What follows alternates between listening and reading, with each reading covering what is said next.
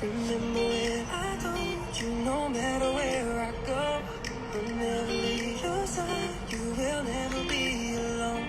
Even when we go through changes, even when we wrong. Remember that I told you I found my way back home.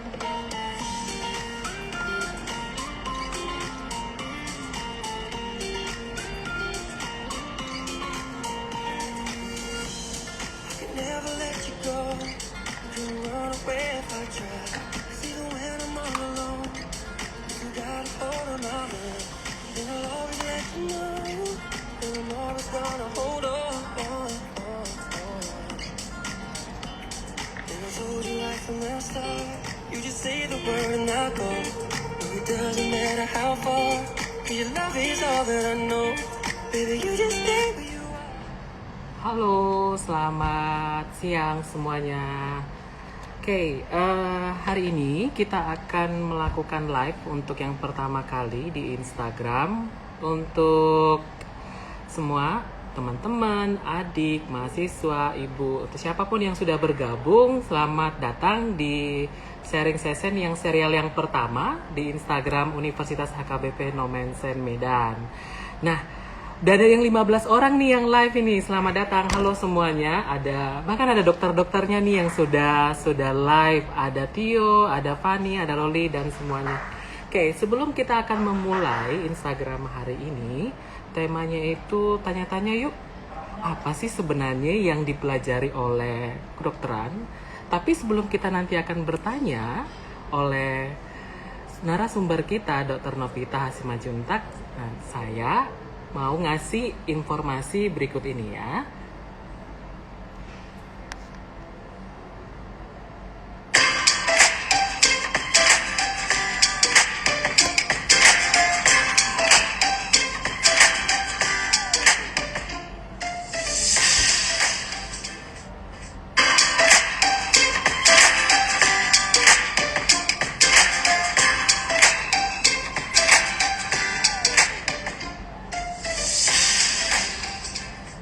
Oke, baik. Kita akan memulai opening kita semuanya. Ya, jadi hari ini kita akan bertanya banyak kepada dokter kita, Dokter Novita Hasimanjuntak. Sedikit saya akan berikan penjelasan. Dokter Novita ini S1 S2-nya berasal dari Universitas Sumatera Utara.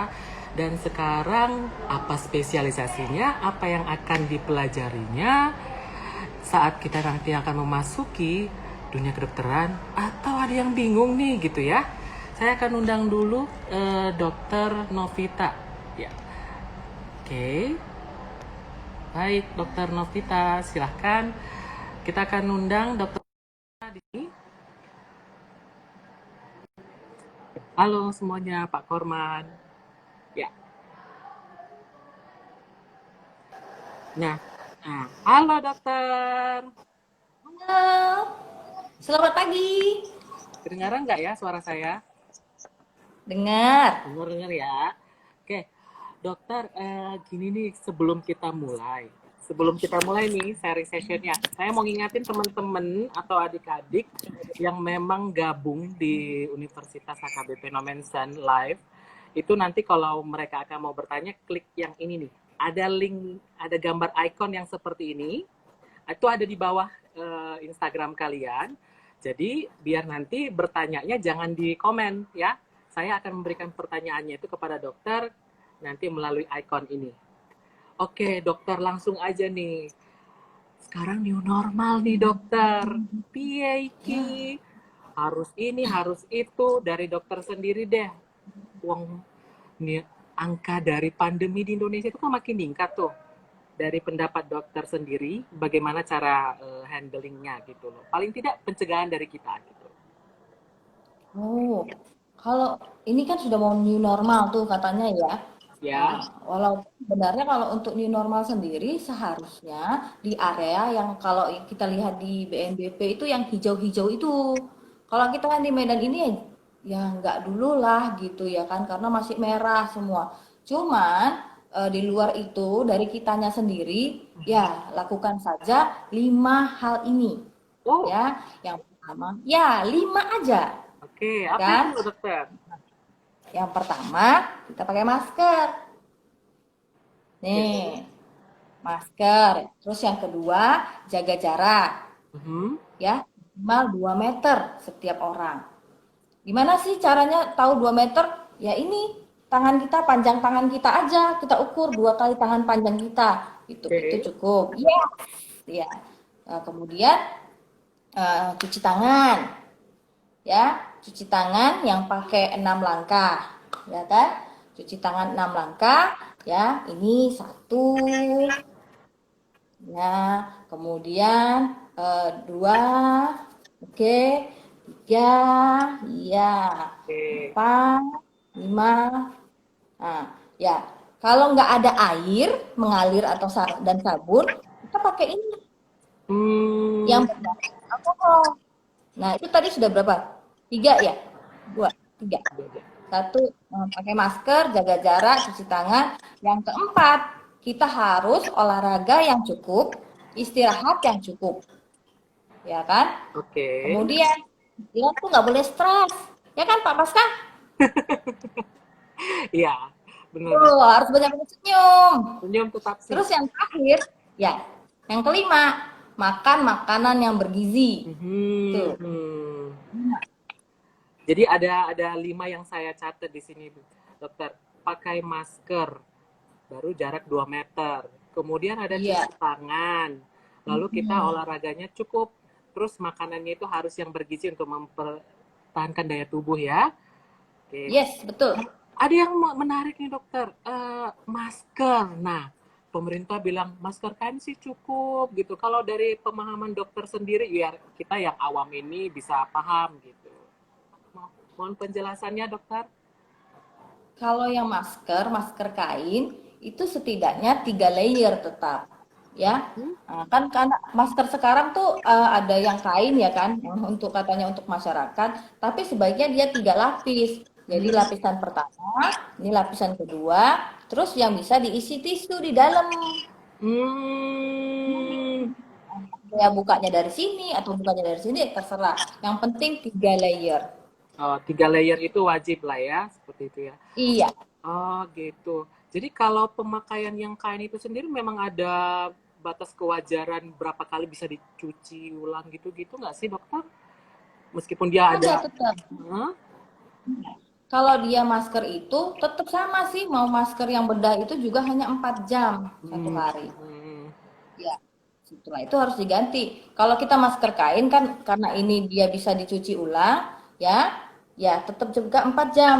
Jadi kalau Hmm. misalnya eh, lewat 4 jam gimana? Ya ditukar dong, Oh, dicuci. berarti sekitar 4 jam pemakaian ganti seperti itu ya. Mhm, Oke. mhm. Nah, ini nih jarak 2 meter itu kalau dari pengalaman dokter sendiri untuk namanya juga sosial ya. Kita orang Indonesia ini suka ngumpul jarak 2 meter. Ngomongnya gimana sih supaya eh kau jangan dekat-dekat ya malah gitu. Dari pengalaman dokter sendiri gimana dokter? Ya, kalau selama ini kan kalau dari pengalaman, kalau ke pasar juga atau kemana kan ya emak-emak nih ya tetap gitu ya. Iya. Heeh. Jadi kalau misalnya ke pasar kita ya terpaksa ya nunggu orang dulu gitu. Baru kita sesudah itu baru kita ngomong ke penjualnya saya mau ini gitu. Ya tetap tetap bagaimana susahnya juga pun kita tetap harus jaga jarak.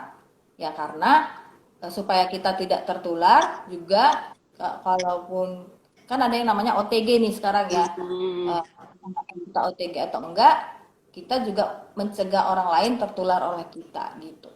Oke, dokter sebentar. Ada langsung bertanya ya. Ini saya tampilkan pertanyaannya. Bagaimana pendapat dokter tentang new normal di daerah tertentu oleh Natalia Elizabeth? Iya, silahkan dokter. Mengenai new normal di daerah tertentu, di Mm-mm. daerah yang mana ya? Kalau yang setahu saya, yang new normal seperti tadi saya bilang, itu kalau di daerah Sumatera Utara, yang daerah yang di apa, digambar-gambar itu yang daerahnya hijau. Mm-mm. Nah, artinya belum ada kasus, kemudian PDP dengan ODP-nya juga rendah gitu. Jadi itu bisa. walaupun dia new normal, tetap harus melakukan 5 hal tersebut. Hmm, oke, Jadi, tetap melakukan yang 5 hal tersebut. Mengenai mm-mm. makan, nah makanan yang bergizi, ini kita kadang belum punya pemahaman yang jelas nih dokter. Gimana sebenarnya pemahaman makanan yang bergizi? 4 sehat 5 sempurna kah? Padahal ke pasar aja bisa jadi was-was gitu. Ya tetap 4 sehat 5 sempurna itu tetap, ya kan? Tapi kalau untuk yang sudah lewat masa pertumbuhan, yang 5 itu ya bukan susu full cream lah, Hmm. susu low fat atau yang tinggi kalsium. Tetap ya kan, karbohidrat masuk ya, nasi, apakah kentang atau roti Mhm. atau ubi, kemudian proteinnya masuk, apakah itu pakai ikan, telur, daging atau tahu tempe, kemudian masuk juga sayuran, ya kan, serat-serat dan buah, dan terakhir itu tadi susu. Tapi kalau untuk masa pertumbuhannya jangan yang full cream, nanti kembang. Kaum rebahan makin kembang nanti ya dokter ya. Ya. Oke, kayaknya memang banyak sekali yang diketahui oleh dokter dan kemudian dokter juga menjadi garda depan ya saat ini ya dokter, perawat dan turunannya. Jadi pengen tahu sebenarnya orang awam kan nggak tahu nih dokter apa sih yang dipelajari oleh kedokteran itu gitu. Apa hanya nyuntik gitu, cara nyuntik atau sampai apa sih sebenarnya yang dipelajari oleh mahasiswa kedokteran itu? Oh. Yang pasti kalau mahasiswa kedokteran itu belajarnya harus tahu yang normalnya dulu. Hmm, Hmm, iya kan? Kalau nggak tahu yang normal, gimana tahu dia tidak normal? Gitu. contohnya itu dokter. Ya, yang normalnya itu istilah kita adalah eh, apa? Biomedik. Mhm, Masuklah di anatomi. Kalau di FK ini yang ngajar anatomi ada dua. Yang cantik-cantik, mhm, dokter Anantara dengan dokter Beni. oke. Kemudian ada, ya, itu mempelajari tentang struktur tulang, otot, saraf gitu. Tapi yang secara struktur. Kemudian kalau untuk prosesnya sendiri secara normal itu namanya fisiologi. Kemudian ada kita mempelajari tentang mikroorganisme, Mhm. ada tentang obat, banyak sih Oh, banyak gitu. gitu ya. Dan ya, baru Sulit nggak masuk sih? nih. Aha, ya, sulit nggak sih jadi Sulit, mahasiswa kedokteran itu sebenarnya? dibilang sulit enggak ya, soalnya sebenarnya kuncinya itu kita harus rajin, tekun gitu. Mhm. Hmm, pinter banget pun tapi kalau nggak mau baca ya nggak nyampe juga. Oke, jadi yang dokter selama ini lihat kriteria calon-calon mahasiswa yang mungkin bakalan sukses nih jadi dokter nih, seperti apa kira-kira? Itu tadi Pak Paska, dia harus rajin, Oke. dia tekun. Kemudian satu lagi yang penting Pak Paska, attitude. Oh, Apa tuh attitude, namanya? sikap. Yes, yes. Mhm. Nah, bagaimana kalau orang mau banyak jadi pasiennya kalau dokternya gini, ya sakit apa gitu, kan Hmm. repot Pak. Oh, Iya.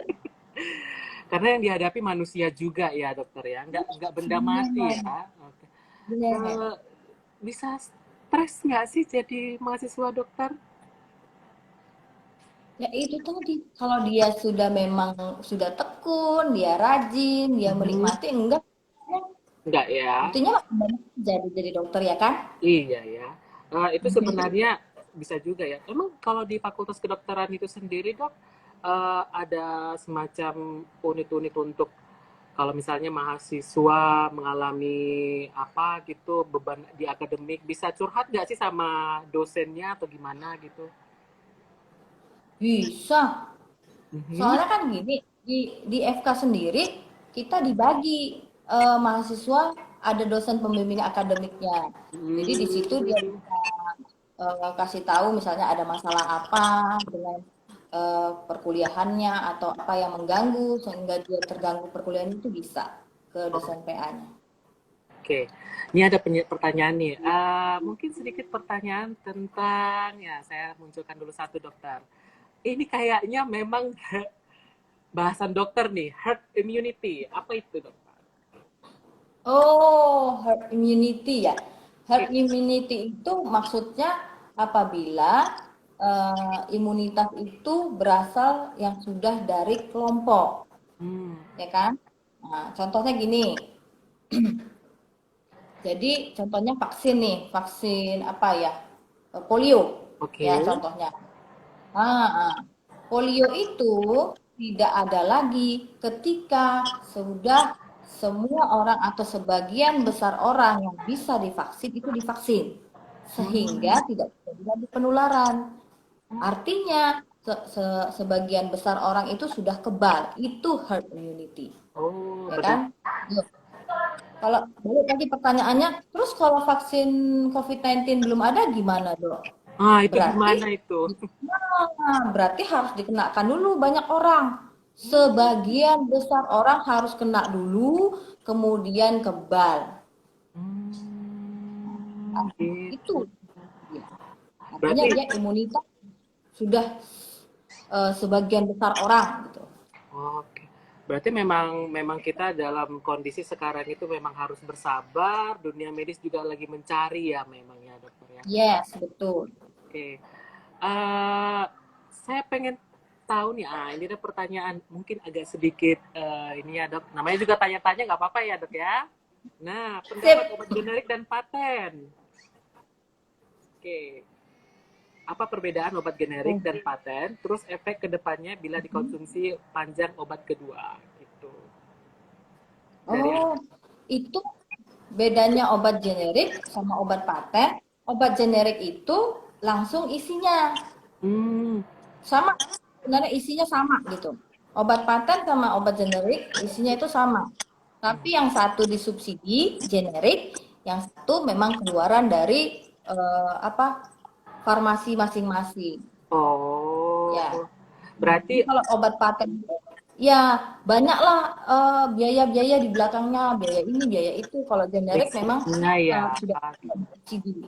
Yes. Oh, berarti memang generik itu memang sudah disubsidi, kemudian mungkin hak patennya juga sudah nggak ada lagi ya. Paten itu masih masih baru, tapi sama-sama mengobati ya mungkin ya Isinya pada sama. dosis. Contoh ya, maaf ya kalau pakai merek ya kan. Ya, Ya. nggak apa-apa ya kali ini. Contohnya paracetamol, tuh ya kan, yang sering dimakan.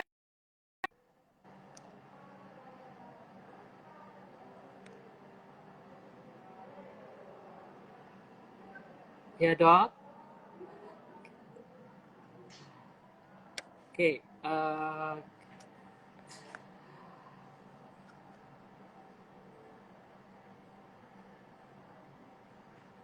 Ini ada masalah di dokter. Ya.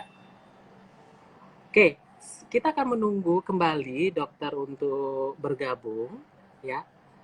Kita akan bergabung di sini. Nah, jangan lupa kalau misalnya ada yang mau bertanya, silakan nanti klik link yang ada tanda pertanyaan Q&A. Gabung lagi. Ini new Oke, normal banget ya, Dok ya. tadi masih mana ya? Oh ya, paracetamol dengan panadol ya. Nah, Hmm, kalau paracetamol itu generik, oke. panadol itu patennya gitu. Oh. Tapi sebenarnya itu sama-sama mengobati dengan tujuan yang tertentu juga ya, Dok ya. Iya, Sama ya. iya. Jadi kalau udah makan paracetamol, ya janganlah lagi makan panadol. Oke. Karena isinya sama, nanti jadi overdosis. Nah, oke, Dok, agak segi sensitif pertanyaannya boleh? Silakan. Oke, ini pertanyaan dari Meta Lumbanggao. Kenapa? Saya rasa kalau yang namanya biaya kuliah itu relatif semua hampir sama ya kali ya dok ya untuk kedokterannya. Silahkan dokter, kenapa harus seperti ini? Namanya juga ini gini, silahkan dok. Kalau uang kuliah di FK, FK ya, nggak hanya di Nomensen, FK, baik di negeri, itu pasti lebih mahal daripada uang kuliah di fakultas lain. ya. Yang seingat saya kemarin itu, sedangkan di UGM sendiri bisa sampai di atas 10 juta per semester. Ada juga yang, ya, ya kan, di negeri sendiri memang sudah mahal gitu. Oke, mungkin landasannya aja sih dok. Kenapa sih kedokteran Kenapa itu harus mahal ya FK ya? Itu aja. merasa mahal gitu ya? Oh, kenapa FK itu mahal? Ya, yang pertama, ya kita harus pakai alat-alat, ya kan?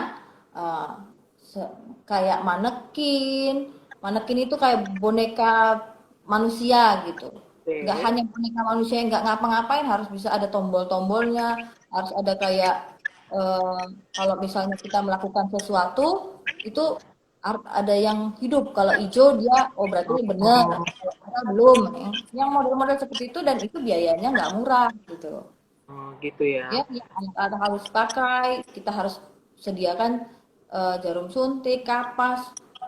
Nah, Dan itu pun itu yang harus, pemakaiannya sekali pakai langsung buang ya, karena medis ini kan semuanya harus seperti itu ya. iya. Kalau barang-barang habis pakai kan memang harus sekali pakai Iya, buang. ya. Itu juga Eh, lumayan lah ya dok ya, kalau Iya, terus-menerus prakteknya menggunakan mm, itu.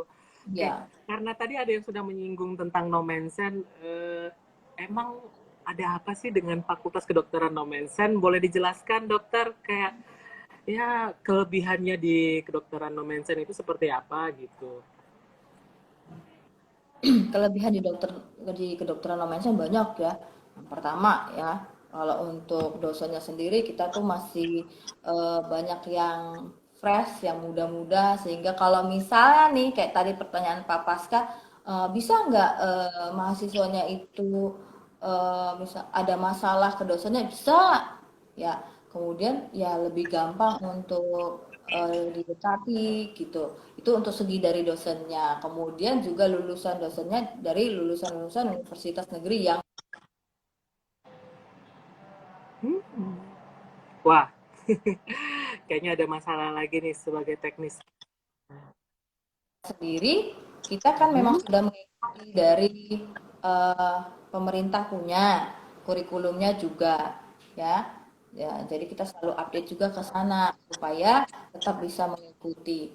Nah, untuk fasilitasnya sendiri, kita sudah punya ruang skills lab, kita ada ruang laboratorium, kita ada ruang Oke, tutorial. Mm-mm. Itu semuanya sudah baik gitu. oke. Ah, jadi kalau dalam kondisi kelas online begini dok, gimana dok? Ada yang sudah di mix and match kan gitu, yang sudah dilakukan gitu? Oh, ada.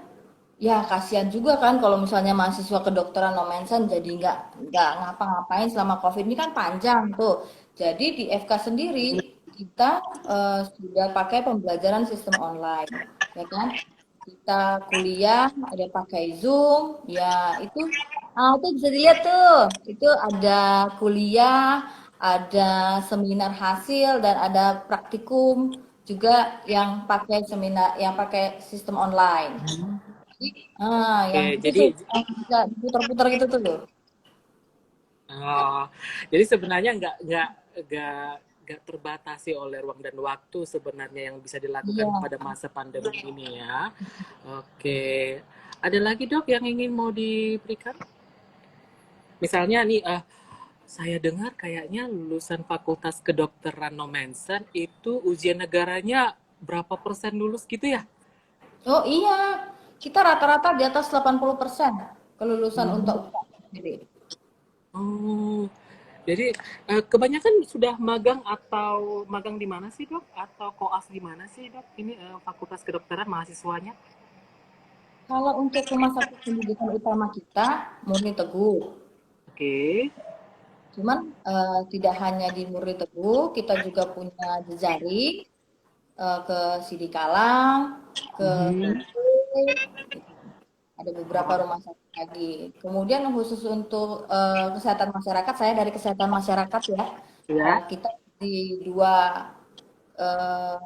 kabupaten dan kota. Satu di kota Medan, satu lagi di Deli Serdang. Oke, oke. Sebelum dokter melanjutkan, perlu saya ingatkan kembali buat adik-adik, teman, saudara yang sudah gabung ke live Instagram Universitas kita. Ini ada link di sini, ada icon yang di sini, mirip seperti ini. Boleh melakukan pertanyaan yang di bawah gitu, ya. Oke, sekarang saya lanjut, dokter. Eh, Kira-kira nih, di masa pandemi-pandemi ini dokter juga tentang kesehatan masyarakat ya. Eh, Peluang kita untuk menghadapi kebiasaan baru saat ini seperti apa? Coba maksudnya gimana? Peluang kita supaya muncul kebiasaan baru sesuai dengan new normal itu kira-kira berapa lama menurut dokter? Oh, peluang untuk maksudnya yang setidaknya Biar membiasakan yang terbiasa 5 tahun. gitu. Oh, oh. Itu ya memang itu kan nggak bisa sebentar, ya kan? Namanya Hmm. merubah suatu perilaku, ya kan? Itu ada masa dia mencari tahu dulu itu apa, kemudian masa dia melumerkan dulu kebiasaan yang lama nggak mau cuci tangan, itu paling tidak 6 bulan ke setahun gitu. Kita Oh, harus lama itu juga ya. harus harus apa namanya terus-terus gitu. Harus Hmm. terus-terus kita lakukan, nggak boleh lupa, nggak boleh males gitu. Anggap aja kalau kita males, berarti tiba-tiba ada yang datang kayak pencuri. Nah, ya kan kalau new normal biasa ya kalau yang zaman dulu kalau misalnya pintu kebuka rumah oh, nggak apa-apa, nggak datang pencuri. Nah, anggaplah COVID-19 ini adalah pencuri yang harus kita ingat setiap hari bahwa kita harus tutup pintu rumah. Terus kalau kita malas, ah udahlah nggak apa-apa sekali ini nggak usah tutup pintu rumah, masuk deh itu pencuri. Seperti itu aja contohnya. Oh, itu analoginya ya. Tetap waspada yang penting ya, Dok ya. Mm-mm. Oh, terus Memang kalau ini untuk berubah mhm. itu kan nggak sebentar gitu. Oh, jadi kebiasaan baru pulang langsung cuci, baju Ya, langsung direndam. mandi gitu, mandi. Aduh, eh, capek ya, Dok ya. itu tadi Pak Paska, kalau kita sudah melakukannya terus dengan disiplin, lama-lama kalau kita nggak melakukan, terus jadi ada yang aneh. Ih, aku tadi nggak begini gitu. Oke. Itu maksud. Ini ada pertanyaan nih, Dok. Sejauh apa peranan mahasiswa FK UHN di masyarakat? Oh, Oke, ini mungkin berarti sudah ini nih. Silakan, Dok. mantap. Jadi Pertanyaannya, FK Nomensen kita ini sudah ngapain sih selama pandemi ini gitu? ya, kalau untuk mahasiswanya sendiri, mereka ya setidaknya melakukan promosi, melakukan penyuluhan ke keluarganya dulu, ke lingkungannya dulu, itu sudah Ada kita, sosialisasi juga ya, Dok ya, dari mahasiswa ke mm-mm, masyarakat ya. iya, sudah harus, mereka juga sudah eh, paham bahwa mereka juga harus memberitahu setidaknya ke keluarganya, ke lingkungannya, gitu. Hmm, oke. Kalau dari kedokterannya sendiri, kemarin saya dengar ada sumbang-sumbangan gitu ya, donasi gitu. Sudah kemana aja sih, Dok, yang sudah diberikan, disebarkan? Bukan dari kedokteran ya Pak Pasca, dari universitas. Cuma memang panitianya itu banyak dari FK. Hmm. Ya, itu kemarin itu kita utamakan ke puskesmas dan rumah sakit.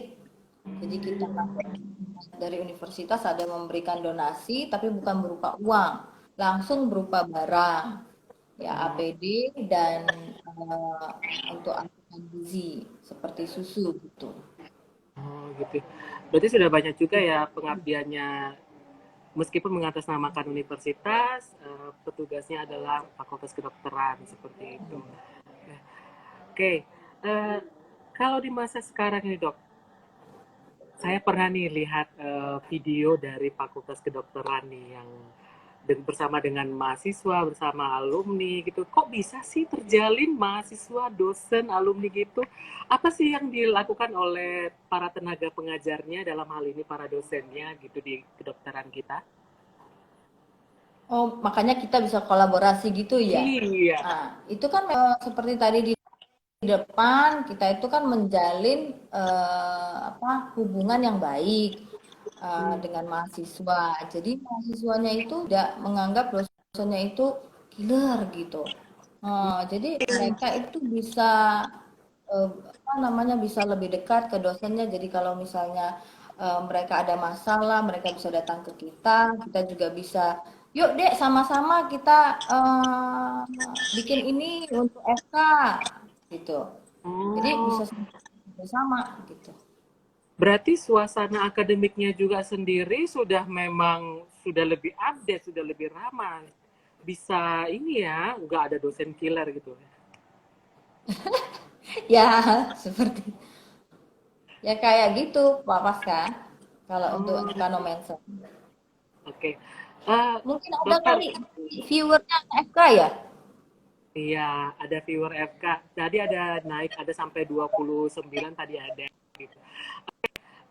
Dokter, kasih tips terakhir dong, atau ada yang mau disampaikan lagi nggak kira-kira gitu? Nah, jadi kan untuk ke FK sendiri itu tadi kan sudah dikatakan itu sebenarnya nggak begitu susah asal rajin, tekun, ya attitude yang baik. Jadi jangan lupa, ya kan Pak Paska, jangan lupa Yuk. daftar ke kita. Hmm. Ya, boleh dipantengin IG-nya universitas atau IG-nya FK ya kalau memang mau tahu silakan gitu. Oke. Boleh tanya langsung nanti sama Instagram pribadinya dokter sendiri gimana? Boleh, silakan. Oke, gitu. Oke, dokter. Ini ada pertanyaan yang terakhir lah saya kasih sama dokter dari Johannes Daniel gitu. Apakah benar new normal termaksud bisa menjadi efisiensi? Jadi new normal kita ini kok jadi makin hemat kak kita dalam perilaku kesehatan kita gitu mungkin maksudnya. Oh, maksudnya jadi hemat gitu ya? Efisien apa ini maksudnya? Atau maksudnya efektif kali ya? Iya kali ya. Kan kalau misalnya yang tadi, walaupun masuk di era new normal, kalau dia nggak disiplin, ya repot, nggak efektif. Tapi kalau dia disiplin melakukan yang 5 itu, ya efisien gitu. Kembali ke kitanya sendiri. Oke. Ini ada komen dosenku, idolaku Dokter Novita. Say hi dong Bu Daud. Kayaknya ada mahasiswanya juga ya. Oke, saya mau tanya di dok, rata-rata berapa tahun sih selesai menjadi dokter gitu? Untuk mendapatkan gelar dokter itu berapa tahun sebenarnya? Kalau untuk mendapatkan gelar dokter yang sekarang ya, Ya. untuk dari sarjana kedokterannya sendiri 3,5 tahun, tiga koma Mhm. lima. Nah, itu sudah dapat gelar sarjana kedokteran, itu sudah terhitung S1. Tapi kalau untuk jadi dokter kan harus ikut kayak koas lagi kepaniteraan klinik. Itu 1,5 tahun. Jadi totalnya ada 5 tahun. Nah, tapi untuk itu pun kan pemerintah sendiri sudah menerapkan bahwa harus ikut ujian negara. Itu yang Oke. UKM PPD itu. Nah, itu ada beberapa kali. Jadi harus ikut itu dulu baru bisa dinyatakan dia sebagai dokter gitu. Oh, berarti ada tahapannya Nah, sarjana ya, kedokteran dulu, lalu mengambil koas ya? kepaniteraan klinik koas. Koas sekitar 1,5 tahun dulu, baru nanti dia mendapatkan profesi, baru ujian negara ya dok ya? Iya, iya. Ujian negara. Betul. Itu yang PTT itu yang kemarin saya dengar itu seperti apa sih dok? Mungkin bukan sekarang namanya lain PTT, internship. Oke, Halo? silakan dok. Internship Pak Pasca itu sesudah dia selesai ujian negara, dia boleh ikut internship. Hmm, ada nanti Hmm, wahana-wahana yang dibuka beberapa bulan sekali, dia pilih di situ. Karena kalau sesudah selesai UKM PPD, dia sudah lulus, dia dapat STR intensif. Surat tanda registrasi bahwa dia sudah bisa menjadi dokter intensif. Gitu. Oh, Dan dokter itu intensif. ya, ya sesudah dia melewati masa dokter intensif, barulah dia bisa praktek penuh. Intensif Hmm, itu satu. oh 1 tahun ya. Gitu. Berarti sebenarnya meskipun panjang perjalanannya, karena memang itu adalah tahapan yang harus dilalui. Bahkan bisa berabe ya dok ya. Kalau ada sedikit aja salah perawatan, salah diagnosa, itu bakal jadi susah ya ke depannya ya dok ya. Oke, Apa ini tuh? oke. Dokter, dokter masih dengar? Iya, iya. Cuman kayaknya agak Ah, putus-putus ya. iya. Ini ada pertanyaan, apa saja kerjasama Fakultas Kedokteran yang sudah lakukan agar mahasiswanya atau outputnya lebih terampil dari Ecen? Apa saja kerjasama FK untuk menyiapkan outputnya terlebih terampil? Maksudnya kerjasama dengan pihak lain. Ya, Ya, FK-nya kerjasama dengan pihak lain. Untuk kalau untuk skills itu ya pastinya kita kerjasamanya dengan rumah sakit tadi, ya kan di kepaniteraan klinik tadi. Nah, kalau untuk kerjasama untuk dia peningkatan skills yang lebih, kita sudah bekerja sama kalau untuk ujian negaranya ada dengan beberapa beberapa institusi. Mungkin kalau yang itu bisa nanti ditanyakan lain lagi sesinya. oh Atau gitu. nanti bisa di DM supaya siapa aja sih kerjasamanya kalau untuk UKM PPD gitu untuk supaya mahasiswa FK ini bisa menyiapkan dirinya untuk ujian gitu. Oke. Berarti sebenarnya lembaga-lembaga seperti yang ada di pemerintahan yang berhubungan dengan kedokteran dan dunia medis sebenarnya sudah kerjasama ya dok ya. Belum lagi sudah ada rumah sakit pendidikannya dalam hal ini Murni Teguh ya dok ya. Iya, betul. Iya, oke. Itu dia untuk Ecen. Oke. Eh, lagi buka pendaftaran nggak sih dok? Iya dong. Mhm. Sampai Nah, kapan dok? kalau untuk FK ya sama ya dengan universitas, hanya saja kita kan tetap harus ada pemeriksaan-pemeriksaan dan lain-lain itu. Cuman kalau dulu pemeriksaan kesehatan, baik fisik maupun mentalnya kan harus kemari. Mhm. FK. Kalau sekarang berhubung lagi masa pandemi begini, nggak boleh datang langsung, tidak boleh. Silahkan datang ke institusi kesehatan seperti puskesmas atau rumah sakit yang memang pemerintah punya. Nah, mendapatkan surat tanda sehat, kemudian surat bebas narkoba, nah, baru bisa dikirimkan gitu. Jadi nggak perlu Oke. lagi datang kemari. Sehat fisik, sehat mental, baru bisa daftar menjadi mahasiswa kedokteran ya dok ya. Oke, eh, gelombang pertama saya tahu itu dari sampai 13 Juni ini ya, dok ya. Oke, oke. Sebelum ada yang bertanya, saya recap dulu sebagian yang sudah kita bicarakan, dok. Sudah 38 menit sendiri nih kita bicara. Jadi kalau misalnya dalam kondisi saat ini, dalam menghadapi new normal, saran dokter itu terapkan 5 kegiatan ini ya. Pakai masker, memiliki jarak selalu 2 meter, kemudian terus dan membiasakan cuci tangan, melakukan aktivitas olahraga cukup, ataupun dan kemudian yang terakhir tetap memiliki porsi makanan yang bergizi gitu ya dok ya. Oke, baik dokter. Ini kita juga tadi sudah ngomongin tentang menjadi mahasiswa kedokteran. Kenapa harus menjadi mahasiswa kedokteran itu harus ini, itu, persyaratannya apa, kenapa harus dicek. Sebelum ngecek orang lain, diri sendiri juga harus dicek ya dok ya. Oke, Iya. oke. Dokter sendiri dari saya mungkin sudah cukup. Dari dokter ada yang ingin mau disampaikan untuk pertemuan kita di live Instagram hari ini? Eh, mengucapkan terima kasih ya untuk dari kepada universitas, ya ke Pak Paska, kita sudah dikasih kesempatan untuk sesi ini. Nah, jangan lupa yang memang pengen bergabung nanti silahkan bergabung, bisa pantengin IG-nya, masuk ke mb.uhn.ac.id, ya kan?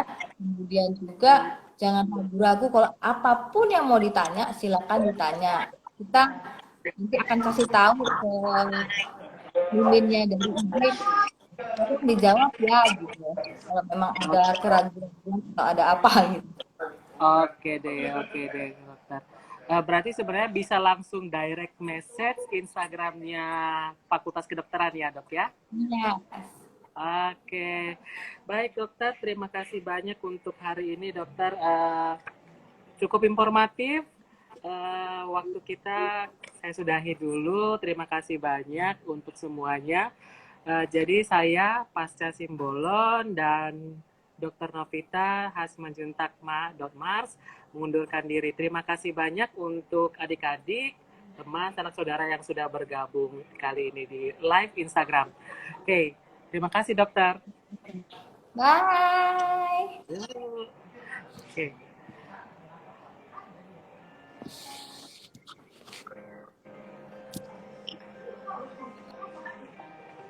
baik. Demikian live Instagram kita dengan Dr. Novita. Kita akan lanjut informasi yang berikutnya. Jangan lupa akan ada nanti live Instagram yang kedua. Live Instagram yang kedua akan dilakukan di hari Sabtu ini. Nah, weekend bersama psikolog. Nanti weekend bersama psikolog ini dengan Ibu Nancy Naomi Aritonang, MPC psikolog, dan kita akan ngulik habis tentang psikologi, tentang kebiasaan baru juga mungkin. Pokoknya ngobrol-ngobrol santai di live Instagram Universitas. Oke, saya Pasca mengucapkan terima kasih banyak.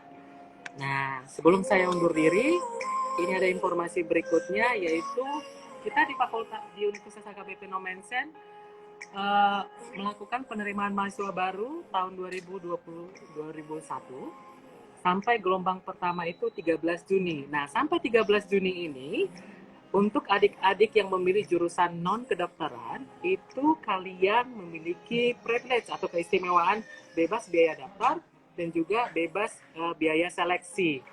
Oke, sekian dulu dari saya. Terima kasih banyak. Sampai jumpa di live Instagram berikutnya. Bye-bye.